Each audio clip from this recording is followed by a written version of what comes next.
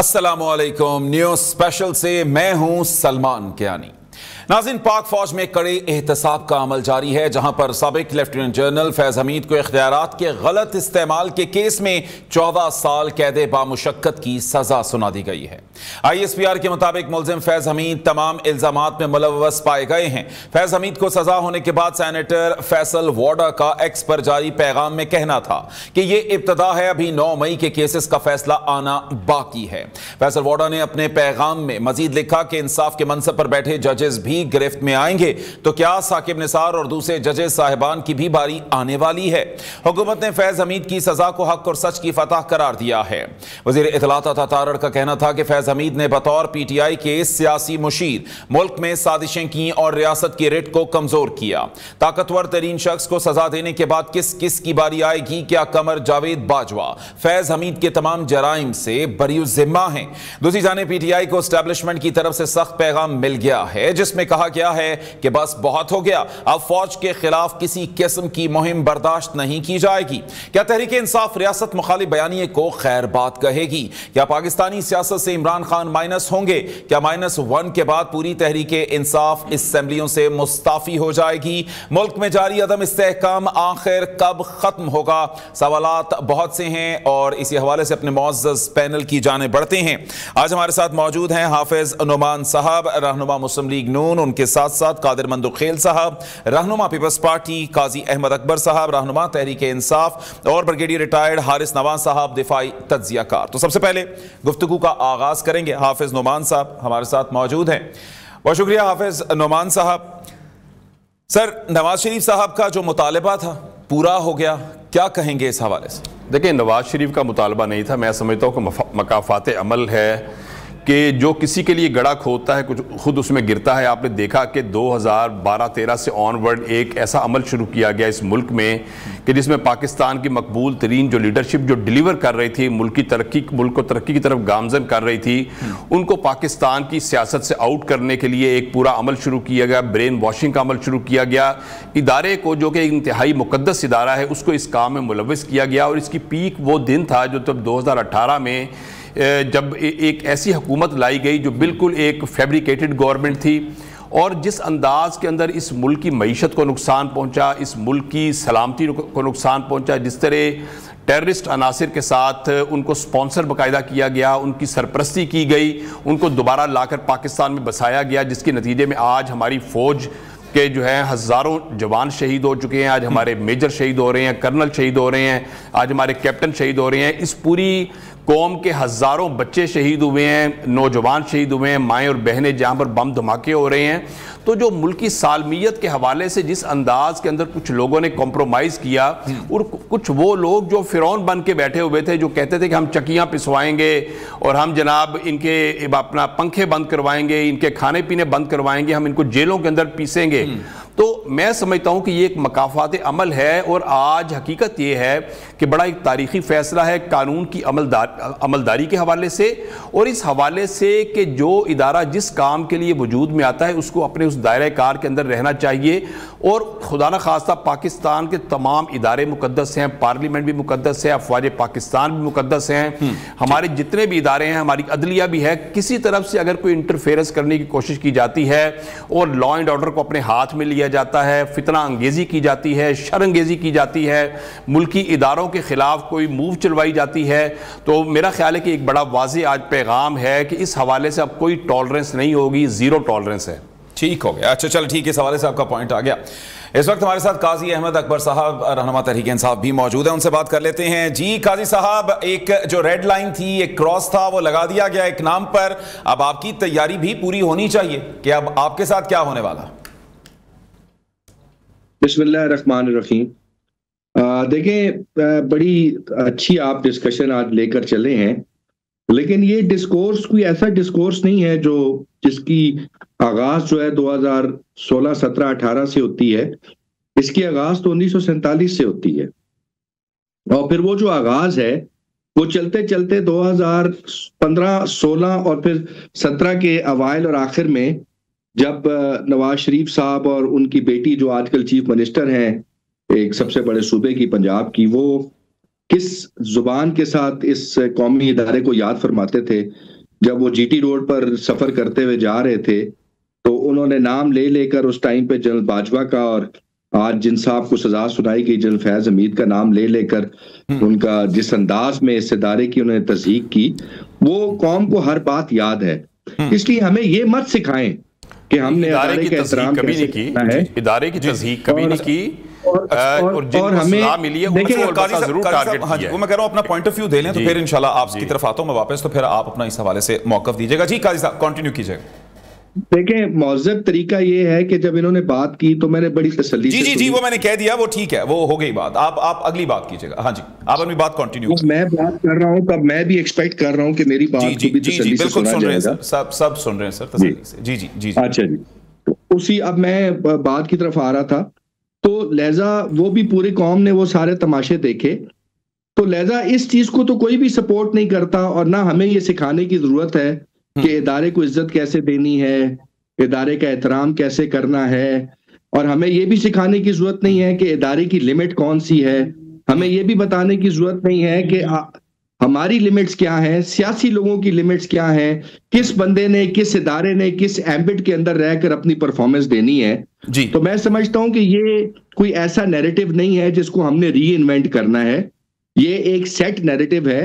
Important बात यह है कि जिस शख्स को आज सजा दी गई है बिल्कुल ठीक सजा दी गई है। अगर उसने सियासत में मुदाखलत की है तो उसका यही अंजाम होना चाहिए था। तो फिर तो सहूलतकारी उसने आपकी की ना जी। तो एट द सेम टाइम मैं यही कहता हूं कि फिर इसको आपने इस सारे सिलसिले को इसका आगाज सिर्फ 2018 से क्यों करना है? फिर इसको थोड़ा पीछे भी लेके जाइए ना। फिर आप देखेंगे किस किस ने किस किस की उस टाइम पे सहूलतकारी की, फिर उस लिमिट पे भी लेके जाइए कि जब आईएसआई ने आईजीआई को पैसे दिए और बकायदा सुप्रीम कोर्ट के सामने आकर उसका क्लेम जो था उसको एक्सेप्टेंस मिली कि जनाब हमने मियां नवाज शरीफ को भी इतने पैसे दिए, हमने फलाने को भी इतने पैसे दिए। तो कहने का मकसद ये है कि फिर सबको सजाएं सुनाएं, फिर इसको रेट्रोस्पेक्टिवली स्टार्ट करें। और चले अच्छी बात है आपने आज शुरू कर दिया, तो फिर जो आज सियासत में मुदाखलत हो रही है उस हवाले से भी उसके ऊपर कोई ना कोई लाएअमल होना चाहिए। तो मैं समझता हूं कि ये एक अच्छा आगाज जरूर है, लेकिन ये उसकी कल्मिनेशन कभी भी नहीं हो सकती। उसकी कल्मिनेशन तभी होगी जब आप उसको रेट्रोस्पेक्टिवली लेके चलेंगे और आप सबको एक ही लाठी के साथ हांकेंगे। ऐसा नहीं हो सकता कि तहरीक इंसाफ के लिए लाठी और हो और जो आज मौजूदा लोग हैं जो कल बैठकर इंडिया के चैनल्स के ऊपर बैठकर और हमारी फौज को दुत्कारते रहे और हमारे जर्नैलों के खिलाफ बातें करते रहे, आज वो मुहिब्बे वतन हो गए हैं। और आज 9 मई वाले जो हैं जो कि सो कॉल्ड तहरीक इंसाफ वाले हैं वो जो है वो गद्दारे वतन हो गए हैं। तो ये नैरेटिव इस तरीके से नहीं बनेगा। मेरे ख्याल से चीजों को मेरिट के ऊपर और उनकी टाइमलाइन के मुताबिक एड्रेस करने की चलें ठीक, यानी कि आप अपने मोहसिनों की सजा पर भी खुश हैं। चलें इस पर मजीद बात भी करेंगे। कादिर मंदुखेल साहब हमारे साथ मौजूद हैं। कादिर मंदुखेल साहब, कड़े एहतसाब का एक सिलसिला शुरू हुआ है, एक बड़ी सजा हुई है, तो इस पे आपका क्या मौकफ है, क्या कहना चाहेंगे इस हवाले से? देखिए जी, मैं तो ये कहूंगा पाकिस्तान की 78 साल तारीख में एक ऐसा मिसाल है कि मैं और आप या आपके देखने वाले कुछ सोच भी नहीं सकते थे कि एक जर्नल को और एक आईएसआई चीफ को सजा होगी उनकी मिसकंडक्ट पे, उनकी सेक्रेसी आउट होने पे, सियासी मुदाखलत की बहुत सारी चीजें हैं। तो मैं ये समझ रहा हूँ कि ये एक समझ लो मशलिरा है खुद एहतसाबी सिस्टम का, हमारे फोर्सेस का, और फिर उसके बाद मैं ये कहूँगा कि इसका असर हमारी जुडिशरी पे भी पड़ेगा कि जो दुनिया में 141 नंबर पर है। और मैं ये समझ रहा हूँ कि जनरल आसिम मुनीर ने जिस तरह हिंदुस्तान को शिकस्त दी है और उस तरह से पूरे दुनिया में पाकिस्तान के आर्मी को या पाकिस्तान का वकार बुलंद किए है, और मैं ये कहूँगा कि आज उन्हें पाकिस्तान के अंदर और पाकिस्तान से बाहर जो खुद एहतसाबी जो सिस्टम उन्होंने किया और अपने आप से एहतसाब शुरू किया है, और उसका जो है ना वो एक मुंह बोलता सबूत है। जनरल फैज जो है ना वो एक शरीफ आदमी तो नहीं था, और मैं भी बार बार कंप्लेन करता हूं, और मेरी कंप्लेन की ब्रिगेडियर हारिस नवाज साहब भी गवाह है कि मुझे किस तरह 1.5 घंटा जो है ना वो आपसे बेजा में रखा और मुझ पर प्रेशर डालते रहे कि आप मुकदमात में विड्रॉ कर दें। और ये बात मैंने उस वक्त भी कही थी कि जब general Faiz core commander Peshawar थी, यानी 20 मई 2022 को, GTV पे और 24 न्यूज पे। तो मैं ये समझ रहा हूँ कि इस गैंगस्टर को अभी बहुत सारे मुकदमात का और भी सामना करना पड़ेगा, कि जिस तरह उन्होंने जनरल आसिम मुनीर की जो एज ए आर्मी चीफ का GHQ पे जो प्लान बनाया था, कोर कमांडर हाउसेस पे प्लान बनाया था, और उस तरह से उन्होंने पूरे एक मुल्क में इमरान खान साहब को तहयात सदर और अपने आप को तहयात आर्मी चीफ और बगावत की एक कोशिश की है। तो ये सारी सबूत तो मौजूद है, हमसे ज्यादा तो आर्मी के पास मौजूद है, जो हमने मीडिया में देखा। और मैं तो खुद विक्टिम आपके सामने बात कर रहा हूँ कि मेरा मुकदमा भी जो है ना वो उठाना चाहिए, और मैं साबित करूंगा कि इस शख्स ने किस तरह मुझे एप से बेजा में रखा 1.5 घंटा, और PTI के MNA के हक में दस्तबरदार होने का और उनके खिलाफ डिस्क्वालिफिकेशन का केस से विड्रॉ होने का, ये सारी चीजें तो मौजूद है। मैं ये समझ रहा हूँ कि अब एक लोगों को एक एतमाद हासिल हो गया कि फौज के अंदर खुद इंतसाबी निज़ाम शुरू हो गया। तो अब मेरे ख्याल में लोगों की दरखास्तें भी आएंगे और बेहतर तरीके से जो ना यकीनन फौज के अंदर फौज का एक मोराल भी हाई हुआ इस मुकदमे से। और क्योंकि कोई सोच भी नहीं सकता था कि एक ISI की चीफ को और एक कोर कमांडर को, साबिक कोर कमांडर को जिस तरह सजा होती है। तो मैं ये समझ रहा हूँ कि ये तो खैर सीक्रेट एक्ट के तहत और बहुत सारी चीजें जो 4 मुकदमात हैं, मेरे ख्याल में आने वाले दिन जो है ना मजीद उनके खिलाफ जो उन्होंने कोर कमांडर हाउसेस पे कब्जे करने की कोशिश की, आर्मी चीफ के अपॉइंटमेंट की कोशिश की है। तो ये सारा जो मास्टरमाइंड था वो जनरल फैज ही था। अच्छा ठीक, यानी कि आप तो फिर एक डायरेक्ट विक्टिम थे इस तमाम सूरत हाल की। अच्छा हाफिज मियां नवान साहब, एक और जो चीज़ हम देखते हैं कि जहां पर सजाएं होती हैं, हम कहते हैं कि आर्मी का खुद एहतसाबी का एक निज़ाम है और बड़े अच्छे तरीके से, लेकिन वहां पे भी कुछ ऐसे ट्वीट्स आ जाते हैं कि जो इन मामलात को आपको नहीं लगता कि एक मुतनाज़े बनाते हैं इन चीज़ों को, खासतौर पर कि अब आगे क्या होने लगा है, क्या क्यों होने लगा है। क्योंकि जब हम कहते हैं कि एक इंटरनल उनका मैकेनिज्म है, उसके मुताबिक उन्होंने सब कुछ किया और एक बेहतर तरीके से किया और एक मिसाल कायम की, लेकिन उस चीज को फिर इस तरह से मुतनासिब बना दिया जाए। देखिए, पहली बात तो यह है कि फौज का जो अपना मैकेनिज्म, जो उनके जजा और सजा का पूरा एक निज़ाम जो है उनके अंदर जो नाफिज है, नॉर्मली उसको कभी डिस्क्लोज नहीं किया जाता। उनका एक मुसलसल एक अमल है खुद एहतसाबी का, जो हमेशा आपको पता है कि आर्म फोर्सेज जो अफवाज पाकिस्तान का एक अपना मैकेनिज्म वो चल रहा होता है वो मुसलसल। लेकिन ये एक ऐसा मुकदमा था कि जिसको ओपन किया गया, जिसका प्रॉपर ओपन ट्रायल किया गया है, जिसके ऊपर बाकायदा मीडिया को इन्फॉर्म किया जाता रहा है। उसकी वजह यह है कि जहाँ पर कौमी सलामती के मामलात आ जाएं, जिससे अभी कादिर मंदुखेल साहब ने बड़ी वैलिड बातें की हैं कि जिस अंदाज के अंदर आर्मी हाउस के ऊपर कब्जे के प्लान्स और कोर कमांडर हाउसेस पर कब्जे के प्लान्स और मुल्क के अंदर एक अफरा तफरी बर्पा करने के हवाले से जो एक प्लान्स किए गए थे, और जिस तरह एक 24 करोड़ आवाम के इस मुल्क को अगर खुदा न खास्ता यहाँ पे एक बगावत के जरिए कोशिश की जाती तो जो इस मुल्क का जो हाल होना था, और जिस तरह अक़वाम आलम की नज़रों में पाकिस्तान की इज़्ज़त और वक़ार मजरूह हुआ और जिस तरह पाकिस्तान की मईशत तबाह हुई, ये कुछ ऐसे अवामिल थे जिस पर मैं समझता हूँ कि उन्होंने फैसला किया कि इसको ओपन करना चाहिए और ये पूरी कौम ये देखे कि जो जैसा करेगा वो वैसा भरेगा। मेरा ख्याल है कि ये एक बहुत ही मुस्बत एक सोच है, मुस्बत एक बड़ी पायदार ये स्ट्रेटजी है कि कोई भी जो है वो कानून से बालातर नहीं है, चाहे वो कितना भी किस लेवल पर भी है, कानून से बालातर कोई नहीं है। बिल्कुल ठीक है जी हाँ। तो लेकिन फिर इसका मतलब यही हो गया कि अब कड़ा एहतसाब शुरू हुआ है तो बहुत सारे सियासतदानों की फिर बारी बारी शायद बारी आ ही जाए। बिल्कुल आनी चाहिए, बिल्कुल आनी चाहिए। हम समझते हैं और सियासतदानों की बारी हमेशा आती रही है। क्या मैं जेल में नहीं रहा? क्या नवाज शरीफ साहब जेल में नहीं रहे? क्या मरियम नवाज ने जेल नहीं काटी? एहतसाब के अमल से सब गुजरे हैं, लेकिन अल्लाह ताला की जात इस बात की गवाह और पूरा कानून ने ये देखा कि कौन बाइज्जत बरी हुए हैं और कौन जो है वो अब सजाएं भुगतने के लिए तैयार है। ठीक हो गया, ठीक हो गया। चलें, इस हवाले से आपका पॉइंट आ गया। नाज़रीन, प्रोग्राम का सिलसिला यूं ही जारी रहेगा, लेकिन एक मुख्तसर से ब्रेक के बाद। वेलकम बैक नाज़रीन, एक दफ़ा फिर से प्रोग्राम के सिलसिले को आगे बढ़ाते हैं। इस वक्त हमारे साथ काजी अहमद अकबर साहब, रहनुमा तहरीक इंसाफ, मौजूद हैं। उनसे मज़ीद गुफ्तगू करते हैं। अच्छा काजी साहब, आज फिर हमने देखा मुलाकात नहीं हो सकी, अडयाला के बाहर वही सिलसिला रहा, तो मामला जो है वो तो एक डेड लॉक की सूरत में है। तो क्या अब जहां पर एहतसाब का एक कड़ा अमल भी जिसको बताया जा रहा है और चलाया जा रहा है, उसके बाद कोई आपको बीच में से रास्ता निकलता नजर आता है?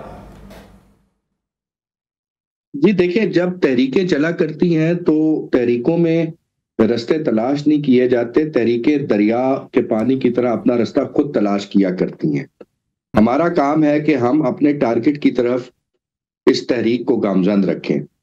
वो टारगेट क्या है? वो टारगेट ये नहीं है कि इमरान खान साहब को जेल से बाहर लेकर आना है, वो टारगेट ये है कि इस मुल्क में निजाम की तब्दीली।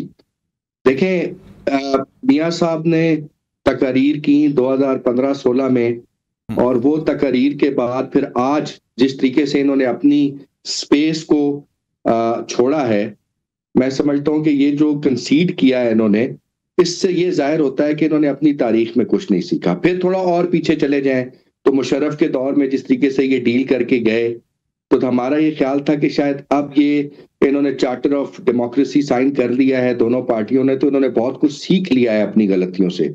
मैं ये तो नहीं कहता कि हम दूध के धुले में, हमसे गलतियां हुई हैं और हमने उन गलतियों का खमियाजा भी भुगता है और भुगत रहे हैं और मजीद भी भुगतने को तैयार हैं, और जिस हद तक भुगतना पड़ा भुगतते रहेंगे।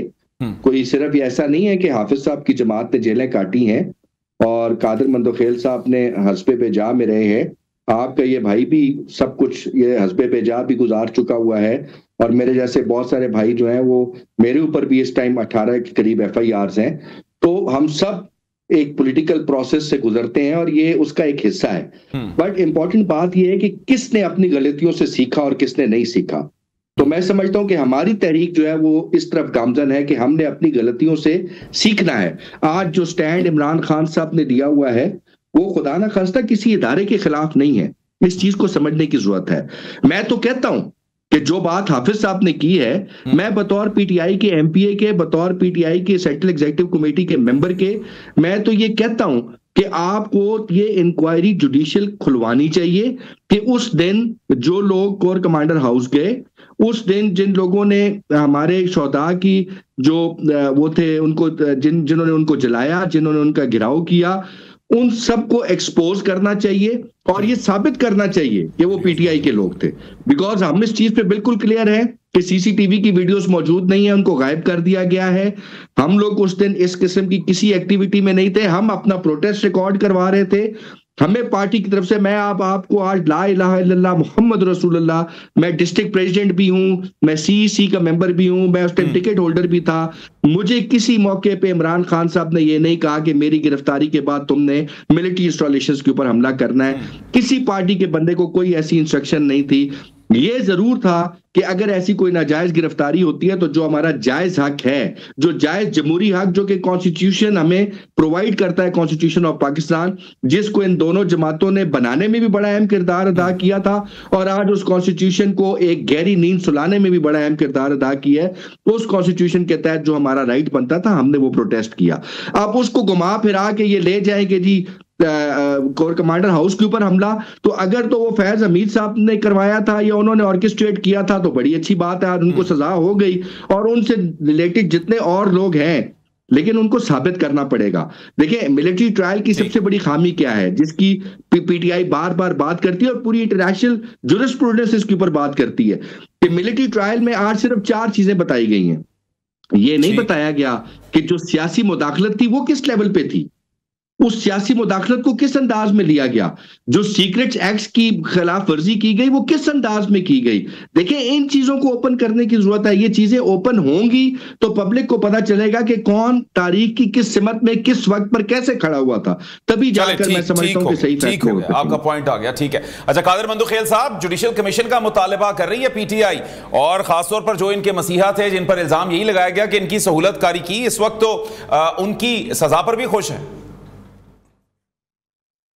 सलमान भाई, आप किसी शख्स से पूछो कि आप करप्ट हो तो वो कह रहे 1947 से इंक्वायरी कराओ। आप किसी शख्स को बोलो कि आपने जुर्म किया, बोले 1947 से हिसाब लो। ऐसा नहीं होता है कानून में। और फिर दूसरी बात, GIT 9 GIT बन के ये 9 मई के केसेस बने और इंक्वायरी किसे कहते हैं? GIT का मतलब ये कि तमाम अदारों के लोग मौजूद थे। और फिर आपने उस GIT को चैलेंज किया था क्या? आज तक नहीं किया। दूसरी बात यह कि क्या इमरान खान साहब और इनके सब लोगों ने GHQ पे और धरने का, और मैं उस मौजूद था पार्लियामेंट लॉजेस में पिछले असेंबली में, इस असेंबली का, वहां पे उन्होंने कहा कि हम आएंगे 6 दिन बाद डी चौक। 6 दिन के बजाय वो 6 महीने बाद आए, डी चौक नहीं आए, GHQ गए। ठीक है। और फिर GHQ में इनके सारे जो लोग हैं, चाहे यास्मीन साहिबा हो या दूसरे, तो सारे सबकी वीडियो मौजूद नहीं है कि सारे कोर कमांडर हाउस पहुंचे। इनका प्लान यह था के corps commander Peshawar, corps commander Balpur, corps commander Islamabad वहां 3-4 दिन बैठे और फिर उसके बाद जाके आपको वो वीडियो देखा होगा आपने, मैंने तो असेंबली में इसके ऊपर बात की है कि उस वीडियो में तो बकायदा वो कोर कमांडर लाहौर के बेडरूम में मौजूद थे इनके लोग, ठीक है ना, बेडरूम में घुस गए थे लोग। मैंने असेंबली में स्पीच की, शायद अज़ब किया होगा उन्होंने। लेकिन सवाल यह है कि इन सारी चीजों के बाद मैं एक सियासी वर्कर के तौर पे आपको सलमान भाई बताऊं, अगर 10-20 वर्कर हमारे कोई जुलूस या जलसे में हो जाते हैं तो वो फिर उसके बाद हमारी कंट्रोल से भी बाहर होता है, वो रोड भी ब्लॉक करता है, रिक्शे वालों को भी डांटता है, तुम हटो बचो हटो बचो। कारकुन की एक ख्वाहिश होती है, आपने वहां पे हजारों लोग जमा किए, उसके बाद आपके कंट्रोल से नहीं रहे तो वो फिर कसूर भी आपका है। और फिर उसके अलावा आप बात कर रहे हो कि सीसीटीवी, क्या आपके सारे लोगों ने, इमरान खान के बांजे ने, असाम न्याजी ने फौजी पतलून नहीं लगाया, खुद वो वीडियो जारी नहीं किया, तमाम आपके सोशल साइट पे आपके अपनी मोबाइल से आपने वीडियो जारी किए।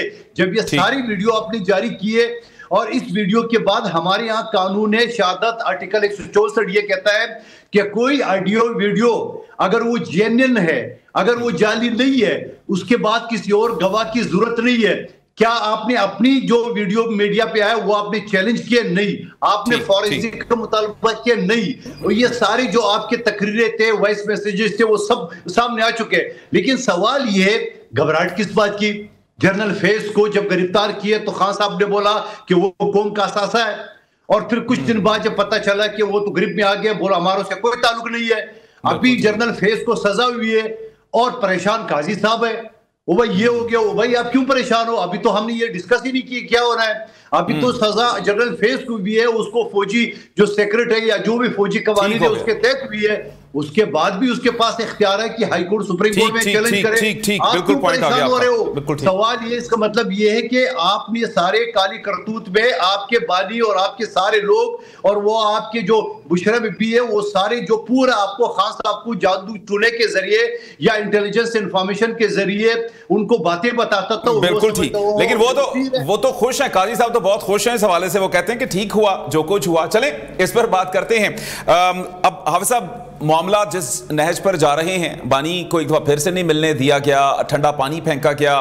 वो कहते हैं कि जनाब हमारी जो मुलाकात जब नवाज शरीफ साहब थे जेल में तो वफ्त के वफ्त मुलाकात किया करते थे, तो हमारा ऐसा क्या कसूर है? फिर उनकी अब जेल तब्दील करने के हवाले से भी गुफ्तगू हो रही है, तो क्या मुलाकातों का चैप्टर बंद नहीं मुलाकात करने देनी? देखिए, मुलाकात बिल्कुल नहीं होनी चाहिए, क्योंकि उस मुलाकात का नतीजा क्या निकलता है। देखें, एक जिस तरह जब मुलाकात होती है तो बाहर आकर इस अंदाज में गैर जिम्मेदाराना बयानात दिए जाते हैं जिससे पूरा पाकिस्तान की सालमियत जो है वो गैर महफूज हो जाती है। जिस तरह इन्होंने इंडियन चैनल्स पे बैठ के इन्होंने बयानात दिए, जिस तरह इन्होंने इसराइली मीडिया को एंगेज करने की कोशिश की और इनका बस चले, तो हकीकत ये है कि ये तो हर चीज़ वो कर गुजरे। और ये भी मेरे भाई ने बात की कि जी हमारा मकसद सिर्फ इमरान खान की रिहाई नहीं, हम सिस्टम बदलना चाहते। कौन सा सिस्टम? देखिए, आज हुकूमत वक्त ने और हुकूमत ने, जिसमें पाकिस्तान मुस्लिम लीग नून और पाकिस्तान पीपल्स पार्टी, इनके बार बार डेलीगेशन स्पीकर साहब के पास जाते हैं। स्पीकर साहब ने वहाँ इनको बड़ा वाज़े कहा कि आप पॉलिटिकल गवर्नमेंट से मुज़ाकरात करें। ये इतनी फाशिस्ट एक तंजीम बन चुकी है और ऐसी अजीबुल खलकत ये एक तंजीम वजूद में आई है कि जो कहती है कि हम ठीक हैं और हमने किसी सियासी एंटिटी से मुज़ाकरात नहीं करने, किसी पॉलिटिकल जमात से हमने मुज़ाकरात करने नहीं है, हमारे से मुज़ाकरात कोई और करे। भाई, जिससे आप मुज़ाकरात करना चाह रहे हैं वो आपसे मिलना भी नहीं चाहते। तो आप, असल चीज़ है कि अगर आप, if you are a political party, अगर आप पॉलिटिकल पार्टी हैं तो आपकी जिम्मेदारी है कि आप पार्लियामेंट के अंदर आएं, आप पार्लियामेंट का हिस्सा बने। आपको याद है कि जब शहबाज पाकिस्तान मोहम्मद शहबाज शरीफ साहब अपोजिशन लीडर थे तो उन्होंने बड़ा वाज़े तौर पर असेंबली में खड़े होकर कहा कि पाकिस्तान की मिसाक मईशत पर आज हम बात करते हैं और हम इस पर एग्रीमेंट करते हैं कि मिसाक मईशत हमें करना चाहिए और पाकिस्तान के इकोनॉमिक प्रॉस्पेरिटी पे कॉम्प्रोमाइज नहीं होना चाहिए। इन्होंने रिजेक्ट किया, इन्होंने कहा जी हमने तो आपसे बात ही नहीं करनी। आज भी इनका जो एक हाल है वो यही है कि इनको इजाजत नहीं है कि ये किसी पॉलिटिकल जमात से डायलॉग करें। ये बंद गली के अंदर घिर चुके हैं, ये एक अंधेरे के अंदर टामक टोइयां मार रहे हैं। मेरा ख्याल ये है कि इनको अपना, जो लोग बाहर मौजूद हैं, जो लोग पार्लियामेंट का हिस्सा हैं, इनको अपना एक स्टैंस लेना चाहिए एज डेमोक्रेट। एज डेमोक्रेट इनको आगे बढ़ना चाहिए, इनको गलतियों की माफी भी मांगनी चाहिए, जो इनसे जराइम सरजद हुए इनको पूरी कौम से माफी मांगनी चाहिए और इनको पॉलिटिकल प्रोसेस का हिस्सा बनना चाहिए। ठीक हो गया। वो तो अब जुडिशियल कमीशन का मुतालबा कर रहे हैं कि मामला को इसी तरह से आगे चलाया जाए। तो नाज़रीन, डायलॉग वक्त की अहम जरूरत है, इस हवाले से मजीद भी गुफ्तगू करेंगे, लेकिन एक मुख्तसर से ब्रेक के बाद। वेलकम बैक है नाज़रीन, एक बार फिर से गुफ्तगू के सिलसिले को आगे बढ़ाते हैं। कादर मंदुखेल साहब, रहनुमा पीपल्स पार्टी, हमारे साथ मौजूद हैं। कादर मंदुखेल साहब, एक दफा फिर से बिलावल भुट्टो साहब ने हुकूमत को फॉर्म 47 का एक ताना दिया है, तो स्ट्रेटेजी है क्या? आप मुकम्मल तौर पर साथ भी नहीं मिलते, दूर भी नहीं होते, तो आखिर कर क्या रहे हैं? आप ये बताते हैं, अगर हम ये बात भी ना करें तो आप बोलेंगे भाई ये तो हुकूमत की सारी काली करतूत पे जो पर्दा रखा हुआ है, बैठे हुए हैं। अच्छा। हम तो अपोजिशन का भी किरदार अदा कर रहे हैं, आपके सामने की बात है। जो सच्ची बात है, सुल्तान राजा के साथ अभी जो 11 सीटें उन्होंने हड़प कर दी है पीटीआई वालों को नायल कर करके, तो ये तो बात हम करेंगे। आप मुझे बता दो कि डीजी खान वाला सीट सरदार दोस्त उमत कोसा को ये हरा सकते थे क्या? हरिपुर वाली में वहां उमर अयूब वाली सीट में इनको हरा सकते थे पीटीआई को? तो साल ये है कि सुल्तान राजा के साथ मिलकर उन्होंने जो खेल खेला है 8 फरवरी का और उसके बाद है, तो अब तो उनको पीपल्स पार्टी की भी जरूरत नहीं है। सारी पीटीआई के 30-40 लोग और लाइन में बैठे हुए जिनके एफिडेविट इनके पास है। और ये बात मैं नहीं कह रहा हूँ, ये बात शौकत यूसुफजई जो उनके वजीर इत्तला थे, एक शो में मेरे साथ कह चुके हैं, यूट्यूब में वो मौजूद है। सवाल ये है कि हुकूमत के जो काम है वो हम जरूर हाईलाइट करेंगे, जो अच्छे काम है। साथ में बिलावल साहब ने तारीफ भी की है मरियम बीबी की।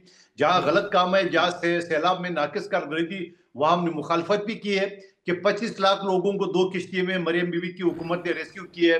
और उसके बाद जब पीपल्स पार्टी ने उनको सजेशन दिए थे कि आप बेनजीर इनकम सपोर्ट से या दूसरा रास्ता इख्तियार करें, तो आगे से गाली गलोच, खबरदार किसी ने पंजाबी को कुछ बोला, बिलावल साहब की जो तारीफ है वो तो हमने सुनी कि उन्होंने बड़ी तारीफ की है, लेकिन फिर दूसरी जानिब हम देखते हैं तो शर्जील मेमन साहब जो हैं वो तो बड़ी खरी खरी सुना देते हैं कि कुछ हो नहीं रहा, मामला ही बहुत खराब हैं। तो ये तो फिर बैलेंस करने की कोशिश नहीं है? नहीं, देखिए मैं एक चीज बताऊं आपको, आप क्या समझ रहे हैं कि हम किसी की चमचेगरी करें, किसी की वो करें? जहां तारीफ बनता है वहां तारीफ करेंगे, जहां उनकी कार नाकिस कर दी है वहां हम जरूर लाइट करेंगे, बिल्कुल करेंगे। मैं ये बात बता दूं आपको कि आपके सामने की सूरत-ए-हाल है, मौजूदा सूरत-ए-हाल। आप ये देख ले कि 30 अरब रुपए से ज्यादा सिर्फ पब्लिसिटी के लिए पंजाब हुकूमत ने रखे, यानी चचा वजीर आजम है, सिंध में 1 मोटरवे नहीं है, बलूचिस्तान में 1 मोटरवे नहीं है, पंजाब में मोटरवे के नखरे शुरू हो गए, 6 लाइन 8 लाइन। तो बाकी हम भी तो पाकिस्तान के रहने वाले हैं, हम भी तो ये शहर आपको कराची जहां मैं बैठा हूँ 70% रेवेन्यू देता है पाकिस्तान को, जिसमें से 33% जो इनको मिल रही है पंजाब हुकूमत के एनएफसी अवार्ड के जरिए। तो जहां सख्त बातें वो अब जरूर करेंगे। चले ठीक है, यही बात हाफिज साहब भी बैठे हैं, उनसे भी पूछ लेते हैं। हाफिज साहब, बेनजीर इनकम सपोर्ट के लिए पैसे क्यों नहीं दिए? मामला अगर हैं, अगर वो एक अच्छा काम कर रहे हैं तो आपको भी फिर उसके अंदर सपोर्ट करना चाहिए। देखिए, पीपल्स पार्टी का प्रॉब्लम ये है कि इनके पास बुनियादी तौर पर कारकर्दगी का बयानिया कोई नहीं है। अब वो जब भी पंजाब की तरफ देखते हैं और पंजाब की परफॉर्मेंस देखते हैं, पंजाब में माशाल्लाह एक खुशहाली का एक दौर है, पंजाब के अंदर एक तरक्याती कामों का एक रिकॉर्ड कायम हो गया है और सैकड़ों इनिशिएटिव्स हैं जो मरियम नवाज ने लिए हैं और आज पंजाब जो है वो गुलो गुलजार हो रहा है अल्हम्दुलिल्लाह। अब जब कारकर्दगी का बयानिया अपने पास ना हो, कराची को इन्होंने खंडर बना दिया है, कराची को इन्होंने जो एक इंटरनेशनल सिटी है उसको, उसमें आप देख लें कराची की कोई सड़क सलामत नहीं है, कोई सीवरेज सलामत नहीं है, कराची के बुरे हालात हैं, क्राइम्स वहाँ पे इंतहाई हाई हैं। असल चीज़ ये है कि अपने गिरबान में झांकना चाहिए और इतने लंबे अरसे से इनकी सिंध पर हुकूमत है, सिंध के अंदर गुर्बत और बेकसी का आलम है और सिंध के एक हारी और किसान के लिए कोई इनके पास स्कीम नहीं है।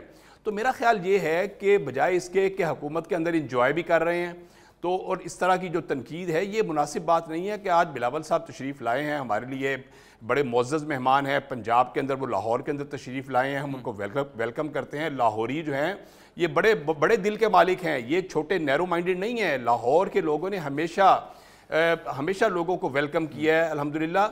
लेकिन मैं समझता हूँ कि इस तरह की, जिस तरह भी आपने खुद ही बात की कि बैलेंस करने की कोशिश करना और कुछ अपना वज़रा कुछ बयानात दे रहे हैं, कुछ दूसरे तो कुछ बयानात आ रहे हैं, और तो मेरा ख्याल ये है कि ये मुनासिब बात नहीं है। एक नेशनल कॉज के लिए सबको मिलकर चलना चाहिए। हाँ, जहाँ पर जेन्युइन इख्तलाफात हैं, आप देखें कि जो रिहेबिलिटेशन और रिकन्स्ट्रक्शन हुई है जो ये फ्लड के मामलात के अंदर, तो बेनज़ीर इनकम सपोर्ट में तो उन लोगों की रजिस्ट्रेशन मौजूद है जो एक नॉर्मल, जो जिन लोगों ने रजिस्ट्रेशन कराई, जिनको 1000 रुपया महीना मिलता है या 2000 महीना मिलता है।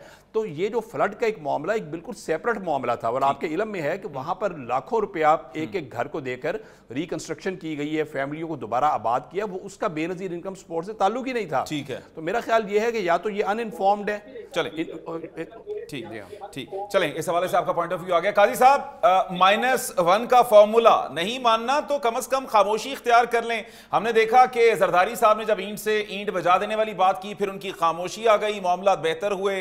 फिर नवाज शरीफ साहब का मामला हुआ, उन्होंने खामोशी इख्तियार की, कुछ मामला बेहतर हुए। तो खामोशी इख्तियार करके भी तो मामला बहुत बेहतर किए जा सकते हैं ना, कि हर दफा एक नया बयान भी साथ सख्त वाला आ जाएगा और फिर आप कहेंगे कि बैठ के बातचीत भी हो। तो ऐसे कैसे चल सकते हैं दोनों? जी, मैं आपके इस सवाल पे आने से पहले एक बड़ी इंपॉर्टेंट बात है कि एक पीपल्स पार्टी जो है ना, ये एक ऐसी कंफ्यूज्ड स्टेट ऑफ माइंड में है कि इनकी लीडरशिप को भी नहीं पता कि ये किस तरफ जा रहे हैं, और इनके वर्कर को तो बिल्कुल डिसअरे में है। उनको तो अंदाजा ही नहीं है कि पार्टी की डिसीजन मेकिंग कहाँ पे हो रही है और पार्टी की डायरेक्शन क्या है। और ये जो आज आपने बिलावल साहब की स्टेटमेंट सुनी, ये सिर्फ उन स्टेटमेंट्स का आगाज है। पहले तो गुड कॉप बैड कॉप वाली सिचुएशन चल रही थी। कुछ वज़रा को ये टारगेट दिया गया था कि तुमने खिलाफ बोलना है, और कुछ को कहा गया था कि तुम लोगों ने हक पे बोलना है। गवर्नर पंजाब को कहा गया था कि तुम खिलाफ बोलोगे। फिर पंजाब में सी एक लॉबी थी जिसको कहा गया था कि आप लोगों ने नून लीग की गवर्नमेंट के हक में बोलना है। अब आप देखेंगे कि इसके बाद से अक्सर पीपल्स पार्टी की तरफ से नेगेटिव स्टेटमेंट्स ही आएंगी। उसकी वजह क्या है? मुस्तकबिल में ये होने जा रहा है कि जिस तरीके से कादिर भाई ने खुद तस्दीक कर दी कि फॉर्म 47 की चूंकि आदत तो पड़ चुकी हुई है नून लीग को, तो इसी तरीके से इन्होंने अभी बाय इलेक्शन में भी फॉर्म 47 की सीटें हासिल की। अब इनके पास प्लेन मेजॉरिटी आ चुकी हुई है, तो अब इनके पास कोई ऐसी कोई पीपल्स पार्टी को राजी रखने के लिए कोई इतनी कोई खास कोई वो ब्लैकमेलिंग वो उस वाला सिनारियो भी मौजूद नहीं है। तो लिहाजा अब आप देखेंगे कि पीपल्स पार्टी इनके खिलाफ ज्यादा खुल के बोलना शुरू होगी, बिकॉज वो कन्वर्जन ऑफ इंटरेस्ट बिल्कुल ठीक हो गया, बिल्कुल ठीक हो गया। ठीक। अब मुझे एक्चुअली ये कहा जा रहा है कि प्रोग्राम का अब वक्त क्योंकि महदूद है, मामलात जितने हम डिस्कस कर सकते थे हमने किए। नाज़रीन, बात वहीं की वहीं कि आवाम की बेहतरी के लिए जिस दिन फैसले होंगे, हम आवाम का मुकदमा लेकर रोज इस प्रोग्राम में बैठते हैं कि आवाम को फायदा कहां से होगा, और यकीनी तौर पर सियासी डायलॉग आगे बढ़ेंगे, मामला बेहतरी की जानिब जाएंगे तो आवाम की बेहतरी भी होगी। और जो बेजा मुदाखिलत है आज के इस फैसले के बाद, अगर उस तरह से उसको भी कम किया जाएगा तो यकीनी तौर पर भला आवाम का ही होगा। आज के प्रोग्राम से इतना ही। एक नए प्रोग्राम के साथ आपके सामने फिर हाजिर होंगे, तब तक के लिए अल्लाह हाफिज।